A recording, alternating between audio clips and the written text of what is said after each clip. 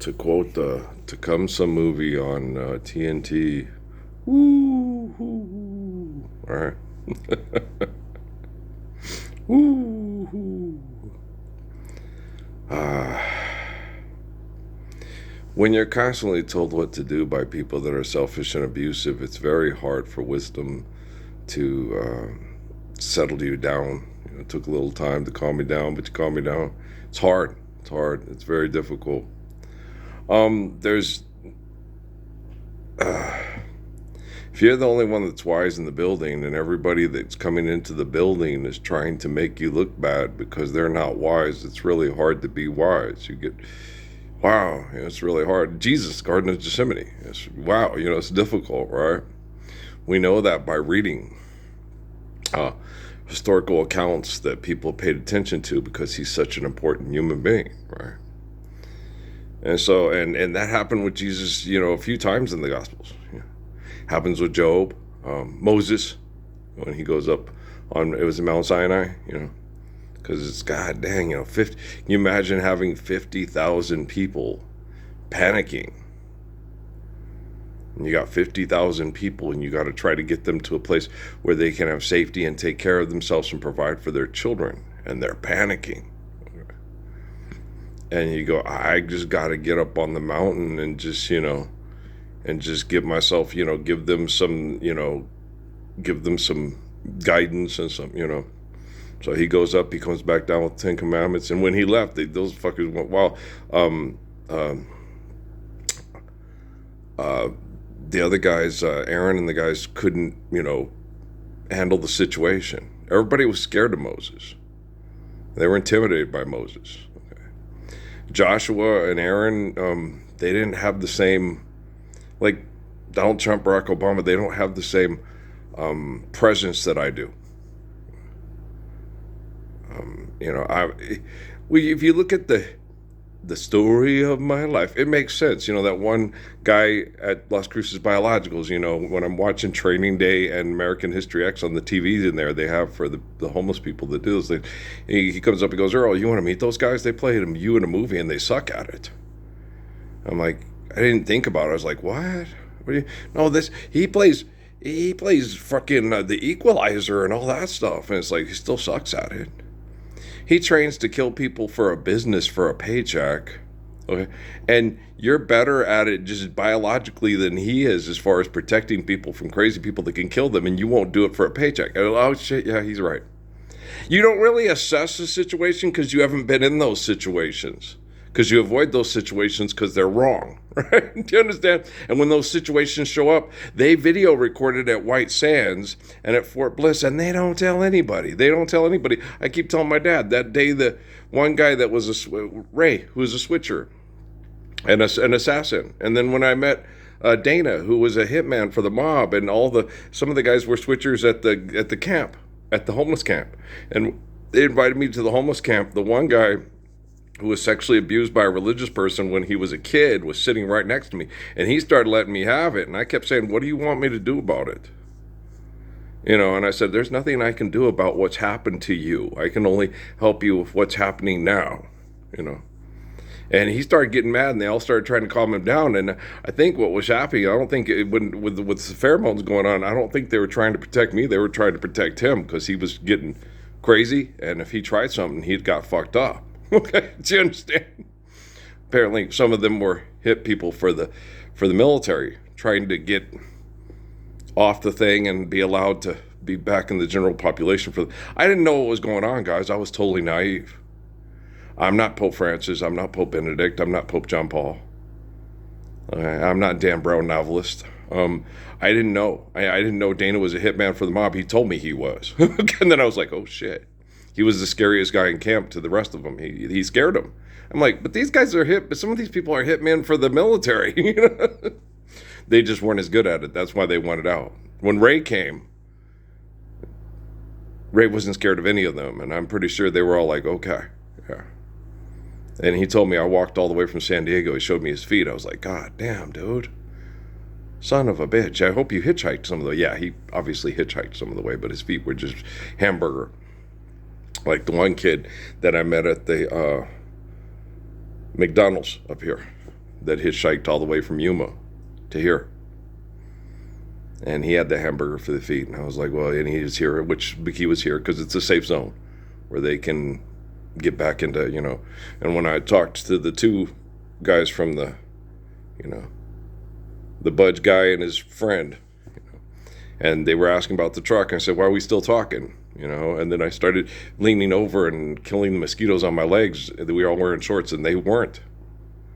Because they were, you do the wrong thing, you get killed. He keeps exposing himself, putting his head right down in front of us, bowing down in front of us, hitting the things. And the one guy's looking at the other guy that I'm talking to and telling him about the things afraid. You kill people, you wake up this. He goes, yeah. And I'm sitting there go, okay. And I'm killing the mosquitoes, and the other guy's thinking he's setting us up. He's going to kill us. Wow, this guy's really good. He's cocky. No, I just don't like mosquitoes biting my legs. I wasn't cocky at all. I didn't even assess the situation. I didn't see it was going to get violent. I didn't see what I was going to have to do in my head at all. Nope. Wasn't like the biker at Safeway. Wasn't like the Crips at Casamia. Nope. Okay, head against the wall, flipped over the rail. Hey, you look like Lloyd from I fell off the jetway again. I already knew. And the mules next door at Casamia, I knew exactly what was going to happen before it didn't happen, right? Because they built the farmhouse a lot better. So my whole life's been like this, and it happened a lot in cruises with the deputies department and everything like that, and the dogs and the pit bulls and the 4 dogs and me and Zeke, and so lots of people have access to them, and most of them my nephew works with. Okay, so I understand why he treats me the way he treats me and the way he acts the way he acts, and my brother-in-law works at White Sands too with all those closet perverts that manipulate Natalie and and manipulated Amy, that caused the issues for poor Natalie, and it affects psychologically Emily and Kate and Noah and Crummy. Okay, and so it's very wrong to manipulate people with that kind of virtual presence. It's like having Amy Farrah Fowler and Beverly Hofstadter and Sheldon Cooper and Barney Kripke and Leslie Winkle in the house, all studying you. Here's the neuroscientist, here's the physicist, here's the behavioral scientist, and you're just like, God damn, they're horrible people. They are disgusting human beings. Okay. I would never do that to people. I would give them privacy, and then if they had any issues, I would, that's always what happens with me, and then they ask how I can help, and then when I help and I don't have a degree, I help better than the people with degrees that are there to incarcerate them, institutionalize them, or medicate them to get them to obey the aggressive orders of the sociopaths and psychopaths that have very bad social skills that are the cause of the bad behaviors at La Clinica and at the soup kitchen and at the homeless camps and in the incarceration buildings. So. And everybody knows that, and everybody knows that I'm the central focal figure of the living correction, because of my eternal faithful genetic sequencing or molecular structure. Yeah, sequencing. It's discussed my 1322nd Redeemer. That has a lot to do with genetic sequencing. And so every time they talk about prophecy, it's about genetic sequencing. The Krishna, the Buddha, is supposed to be a reincarnation of the same man. It's a temple that contains the same kind of brain that works, that is the temple. For the temple to provide life to that, you can't take Donald Trump and put him in my body, and you can't take me and put me into that Freaky Friday thing. That's mother and daughter. Right. When you're talking about people that are, me and Barack Obama are radically different people. And me and Patrick and Barack Obama look alike in some physical traits, but they're radically different people. Like with people with me, just because I look like that person doesn't mean I act like that person. Antoine LaVey might resemble me in some way, but we're radically different people. Okay, I'm a very, very, very good person. He's not. Patrick's a very wise and intelligent and calm and good person, and Barack Obama is very selfish. Barack Obama can act like he's Patrick, But he's had lots of acting lessons. The hypocrites, they're actors, and the heathens believe the act, and they don't believe that. And that's what's hard about Las Cruces is like, guys, how many people you can't? I know the neighborhood and talk as cheap as chalk is good, and everybody should know by now how I deal with drug dealers, assassins in this town, and rocket scientists that evade. Because the one security guard, yeah, you're right, he knew, and the other guy wouldn't talk to me because he was scared. And I'm like, don't be scared, man. Stand up for your Lord's Prayer. Then you won't have to be sitting around here strapping on a gun, protecting assholes from assholes for a paycheck. And just stand up and be like me, and you'll be a man. Come on, little big man. A brave man goes where a fight, and a feather goes wherever the wind blows it, right? Strong hearts, brave hearts to the front, weak hearts to the rear.